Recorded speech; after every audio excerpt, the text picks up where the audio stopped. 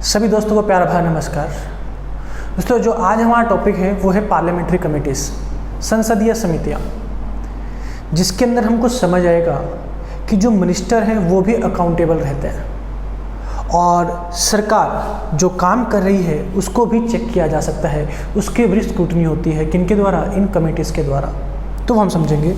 जो इस चैनल पे नए आए हैं, ये एक हमारा क्रैश कोर्स चल रहा है। इससे पहले मैं 20 से 22 वीडियो डाल चुका हूँ और बिल्कुल सीक्वेंस ऑर्डर में है।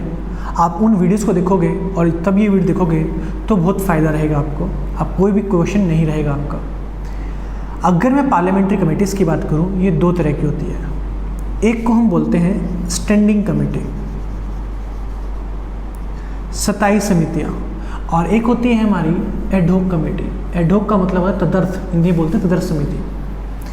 जो एडहॉक कमेटी होती है वो स्पेसिफिक पर्पस के लिए बनाई जाती है। एक स्पेसिफिक जांच करने के लिए जो कमेटीज़ बनाई गई उसी को हम बोलते हैं क्या, ad hoc committee. The committee which is form for the specific purpose.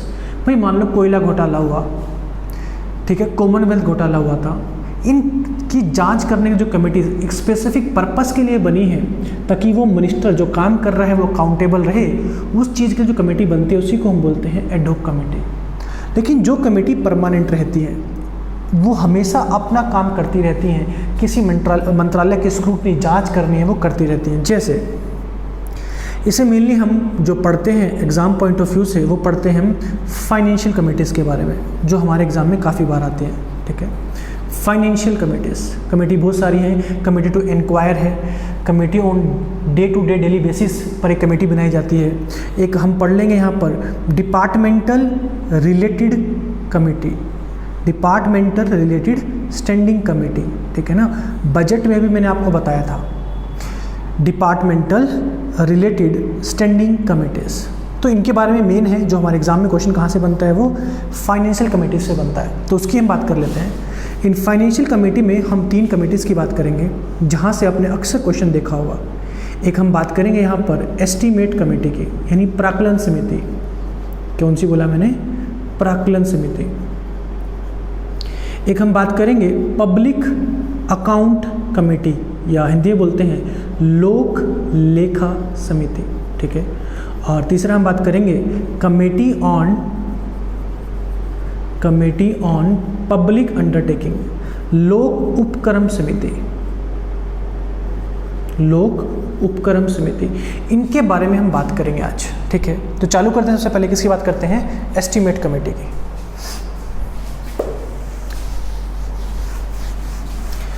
तो सबसे पहले हम बात करने वाले हैं आज एस्टीमेट कमेटी। इससे एग्जाम में क्या क्वेश्चन आए हैं और क्या और बन सकते हैं, उन सब की बात करेंगे। तो सबसे पहले आज हम पढ़ेंगे एस्टीमेट कमेटी। ठीक है, या हिंदी में इसको हम बोलते हैं प्राक्कलन समिति। अब ध्यान देना इधर। सबसे पहली बात, प्राक्कलन समिति कब बनी थी? 1921 में बनी है। कब बनी है? 1921 में। किसके तहत बनी थी? Under government of India act, government of India act 1990, है ना। जब हम आज़ाद नहीं हुए थे तो यहाँ पर अंग्रेज शासन कर रहे हैं और वो एक अधिनियम पास करते हैं कि भारत में क्या क्या काम होंगे, क्या क्या एक्ट पास हुए। इस एक्ट के तहत एक समिति बनाई जाती है, उस समिति का नाम होता है एस्टीमेट कमेटी। लेकिन अगर मैं आफ्टर इंडिपेंडेंस की बात करूं तो ये बनाई कब गई है? 1950 में। और किसके कहने पर? जॉन मैथाई के रिकमेंडेशन पर, after the recommendation of John Mathai. ठीक है, यहाँ तक क्लियर है। अब एस्टीमेट कमेटी का काम क्या होता है? देखिए, सरकार कोई भी पॉलिसी लेकर आती है बजट के अंदर। जैसे सरकार लेकर आई मनरेगा, ठीक है, सरकार कोई भी पॉलिसी लेकर आ रही है तो उसके अंदर सुझाव देती है, सजेशन देती है। क्या देती है? सजेशन, ताकि और भी उस पॉलिसी की एफिशिएंसी बढ़ सके, या उस पॉलिसी का कोई ना कोई क्या दे सकती है? अल्टरनेटिव भी दे सकती है, कि विकल्प बता सकती है कि सरकार ऐसा भी कर सकती है। यानी estimate committee give the alternative to the policy of government of India. Clear है। अब बात करते हैं हम एग्जाम के क्वेश्चंस के। ये एकमात्र ऐसी कमेटी है, इनिशियल में इसके 25 मेंबर थे, लेकिन जो आज की मैं बात करता हूँ इससे कितने मेंबर हैं, 30 मेंबर हैं। और जो सबसे इम्पोर्टेंट है, ये 30 के 30 मेंबर लोकसभा से आते हैं। ऐसी कौन सी कमेटी है जिसके मेंबर केवल लोकसभा से आते हैं? पार्लियामेंट के 2 सदन हैं, लोकसभा और राज्यसभा। 30 के 30 मेंबर कहाँ से आते हैं? लोकसभा से आते हैं। इन 30 मेंबर में हमारा जो लोकसभा का स्पीकर होता है वो अपॉइंट करता है चेयरमैन को, यानी चेयरमैन जो अपॉइंट किया जा रहा है इस कमेटी का, वो कौन करता है? Speaker of Lok Sabha. अब ये 30 मेंबर कैसे चुनकर आए? क्या इनको नॉमिनेट किया गया या इनका इलेक्शन हुआ? तो याद रखना, इन 30 मेंबर का इलेक्शन होता है, लेकिन इलेक्शन जिसमें आप वोट नहीं डालते हो, आपके बिहाफ पर कोई डालता है, तो चुनाव क्या कहलाता है? इनडायरेक्ट। और इनडायरेक्ट चुनाव के अंदर कौन सी प्रणाली फॉलो होती है, ये आपको मैं कंसेप्ट समझा भी चुका हूँ। It is called PRS, proportional representation system, आनुपातिक प्रतिनिधित्व प्रणाली। ठीक है, आपको PDF मिल जाएगी, प्रोपोर्शनल रिप्रेजेंटेशन सिस्टम। या फिर हम बोल सकते हैं एक सिस्टम इसी में सिंगल ट्रांसफरेबल वोटिंग सिस्टम। ठीक है, सिंगल ट्रांसफरेबल वोटिंग सिस्टम से इंडायरेक्ट चुनाव होता है, ये मैं आपको बता चुका हूँ अच्छे से। टॉपिक राष्ट्रपति में समझाया था कि 50% ज़्यादा वोट होना चाहिए, ऐसा इसमें होता नहीं तो वोटों किया जाता है, ट्रांसफ़र किया जाता है। क्लियर है? तो चेयरमैन को अपॉइंट करता है कौन? स्पीकर। एक बात ध्यान रखना, अब मिनिस्टर कोई भी पॉलिसी लेकर आया है, कोई भी काम कर रहे हैं, मिनिस्टर्स ही कर रहे हैं, तो कभी भी मिनिस्टर इसका मेंबर नहीं होगा, क्योंकि उसी के लिए तो कमेटी बनाई गई है। तो याद रखना, minister can't become its member, minister से कभी मेंबर नहीं होता है। और जो इसका कार्यकाल होता है, जो इसका टेन्योर होता है, वो होता है कितना? 1 साल। टेन्योर 1 साल होता है। क्लियर है? क्वेश्चन क्या क्या बनते हैं कि कौन सी कमेटी है, मेंबर लोकसभा से आए। दूसरा क्वेश्चन बनता है, स्पीकर अपॉइंट करता है चेयरमैन को, किसके? एस्टीमेट कमेटी के। और मिनिस्टर इसका मेंबर नहीं बनता और कार्यकाल कितना होता है? 1 साल होता है। तो that is about estimate committee. अब हम बात करेंगे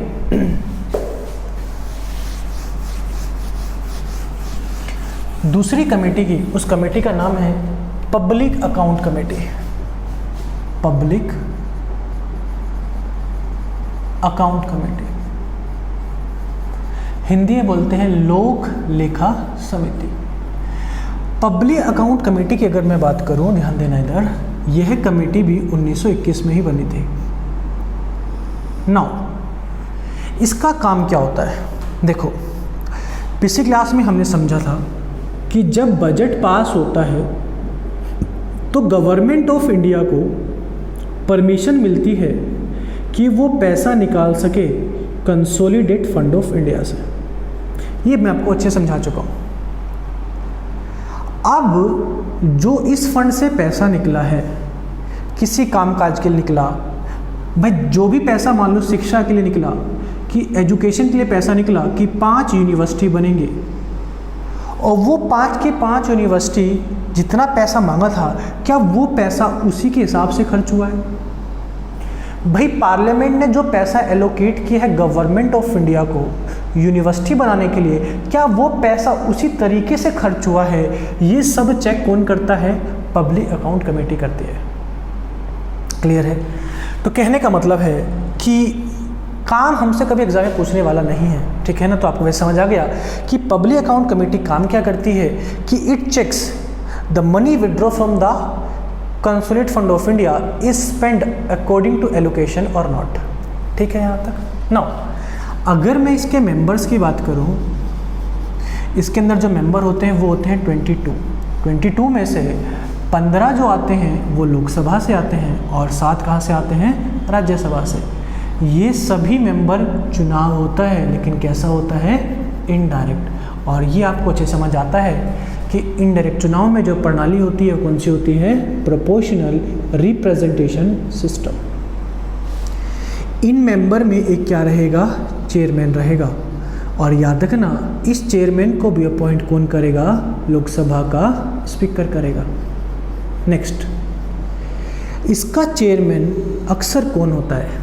देखो, अब लोकसभा का स्पीकर तो रूलिंग पार्टी का ही होगा, तो वो अपॉइंट तो अपनी पार्टी का ही करेगा। लेकिन जब शुरुआत में पब्लिक अकाउंट कमेटी बनी थी तो ऐसा ही होता था, लेकिन बाद में क्या किया गया, एक कन्वेंशन बना दिया गया कि इसका चेयरमैन कौन बनेगा? वो बनेगा विपक्ष का नेता, लीडर ऑफ अपोजिशन। तो अक्सर हम देखते हैं जो विपक्ष का नेता होता है वही बनता है क्या? पब्लिक अकाउंट कमेटी का चेयरमैन। एग्जाम में क्वेश्चन भी आया था कि अक्सर चेयरमैन कौन होता है? पैक, पब्लिक अकाउंट कमेटी का आंसर क्या होगा? Leader of opposition. ठीक है यहाँ तक। नाउ अब इनका कार्यकाल भी, टेन्योर जो होता है इनका भी कितना होता है? 1 साल होता है, और कभी भी मिनिस्टर इसका मेंबर नहीं बन सकता। यहाँ तक ठीक है। नाउ हमारा एक कॉन्स्टिट्यूशनल पोस्ट है जिसका नाम है CAG, controller and auditor general. ये ऑडिटिंग करता है सेंटर की भी और स्टेट के भी कामकाजों की, और ये एक रिपोर्ट तैयार करता है। The report was submitted to whom? President.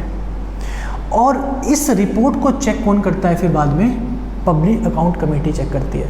मतलब कि ये भी एक ही तरह का काम कर रहा है, ये भी चेक कर रहा है गवर्नमेंट के कामकाज को, और ये भी चेक कर रहा है। तभी आपने सुना होगा कि इसको गाइड कौन करता है, क्योंकि काम पहले कौन कर रहा था? ये वाला कैग, बाद में ये चेक कर रहा है। तो गाइड कौन करता है? इसका दोस्त कौन है, फ्रेंड कौन है, इसका फिलोसफर कौन है? तो सबका आंसर क्या रहेगा? वही क्या रहेगा answer? Public account committee. Sorry, सबका आंसर क्या रहेगा? CAG, CAG। हमसे क्या पूछ सकता है क्वेश्चन कि पब्लिक अकाउंट कमेटी का गाइड कौन है, या फ्रेंड कौन है, या फिलोसफर कौन है? आंसर क्या रहेगा? CAG, controller and auditor general, महालेखा एवं नियंत्रक परीक्षक। ये टॉपिक मैं आपको बाद में पढ़ाऊंगा। आर्टिकल 148 से 151 के बीच में इसके बारे में बात की गई है। ठीक है यहाँ तक। नाउ एक और चीज़ ध्यान रखना। चलिए मुझे ये बताओ, एक इसकी बहन बोला जाता है, ट्विन सिस्टर है, दोनों जुड़वा बहन बोला गया। ट्विन सिस्टर किसको बोला गया? इसकी पब्लिक अकाउंट कमेटी की एक बहन और है, किसको बोला गया है ट्विन सिस्टर, जुड़वा बहन किसकी? पब्लिक अकाउंट कमेटी की। वो मुझे आप कमेंट बॉक्स में जरूर बताना। ठीक है यहाँ तक। तो ये हमने बात करी पब्लिक अकाउंट कमेटी की। इसको याद कैसे करोगे? इसका मैंने शॉर्ट फॉर्म बताया, पैग, पब्लिक अकाउंट कमेटी। ठीक है, पैग, पैग से पैग, ठीक है ना, मतलब पैग लगने के बाद ही आपके रिलेशन निकल कर आते हैं। एक तो बहन मिलेगी, एक आपको दोस्त भी मिलेगा, और पैग लगने के बाद ही ऐसा होगा कि आप चेयरमैन किसे बनाओगे?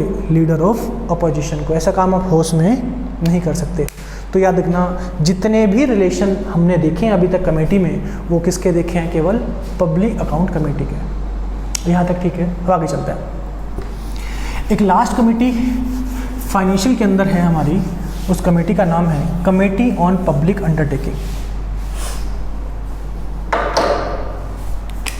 कमेटी का नाम है कमेटी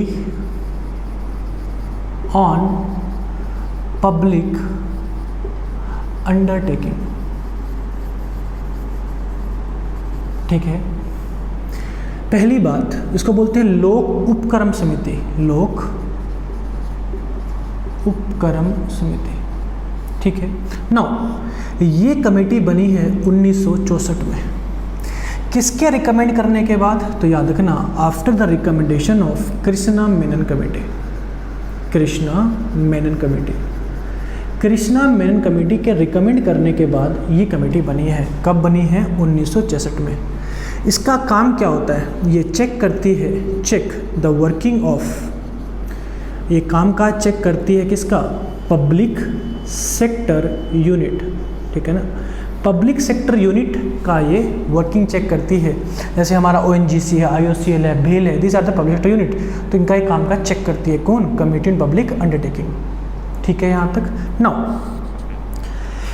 और सब चीज़ सेम है यहाँ पर भी। 22 मेंबर हैं, इजी सा क्वेश्चन है। 15 लोकसभा से, 7 राज्यसभा से।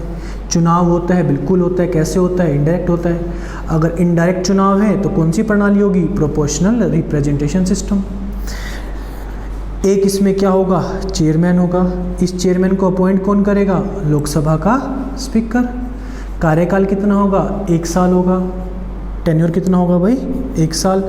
और साथ में मिनिस्टर इसका क्या नहीं बन सकता, मेंबर नहीं बन सकता। ये सभी बातें जो हमने पहले बात की थी वो सब सेम है। That is about committee in public undertaking. एक कमेटी मैंने आपको पढ़ाई थी, याद हो, बजट के अंदर, डिपार्टमेंटल रिलेटेड स्टैंडिंग कमेटी। इनके बारे में थोड़ा सा समझ लीजिए कि इनमें मेंबर कितने होते हैं और कहाँ से क्या क्या आता है। देखो,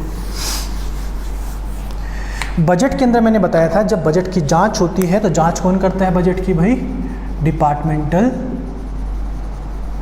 रिलेटेड स्टैंडिंग कमेटी।